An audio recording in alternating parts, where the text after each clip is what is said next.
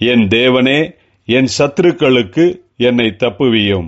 என்மேல் எழும்புகிறவர்களுக்கு என்னை விலக்கி உயர்ந்த அடைக்கலத்திலே வையும். கர்த்தருக்குள் பிரியமானவர்களே, உங்கள் அனைவருக்கும் இனிய காலை வணக்கங்கள். இன்றைய வேதவசன தியானத்திற்கென்று நாம் தெரிந்தெடுத்திருக்கும் வேத பாகமானது கொலோசேயர் 3 அதிகாரம் 14 வசனம்.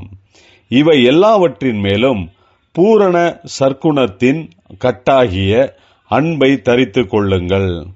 பிரியமானவர்களே, இன்றைய வேத தியானத்தின் தலைப்பு அன்பை தரித்துக் கொள்ளுங்கள் என்பதே.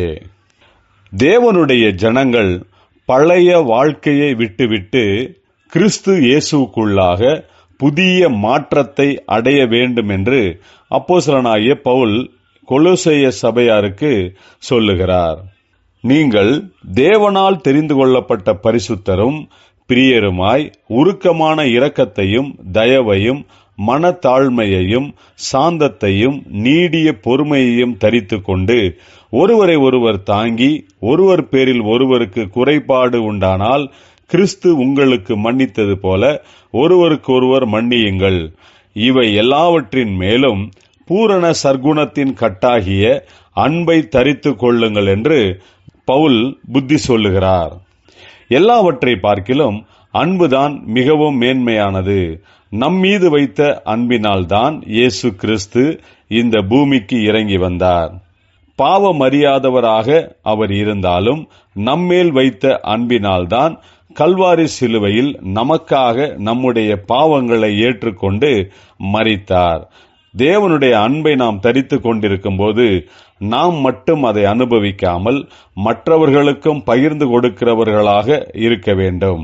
அன்பினால் மற்றவர்களை மன்னிக்கிறோம், பலப்படுத்துகிறோம். மற்றவர்களை அவமானப்படுத்தாமல் கௌரவப்படுத்துகிறோம். இதற்கெல்லாம் காரணம் அன்புதான் என்று பவுல் சொல்லுகிறார். நம் மூலமாக முழு உலகத்திற்கும் தேவனுடைய அன்பு கடந்து போக வேண்டும். நம் மூலமாக தேவனுடைய நாமம் மகிமைப்பட வேண்டும். அன்பினால் இந்த உலகத்தை ஆதாயப்படுத்துவோமாக. ஜெபிப்போம். ஜீவனுள்ள தேவனே, நீர் எங்கள் மீது அன்பு கூர்ந்தீர்.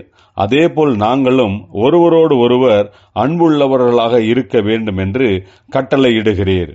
உம்முடைய அன்பின் ஆவியானவர் எங்களை பலப்படுத்தி வழி நடத்துவாராக. இயேசு கிறிஸ்துவின் நாமத்தில் ஜெபிக்கிறோம் நல்ல பிதாவே. ஆமேன்.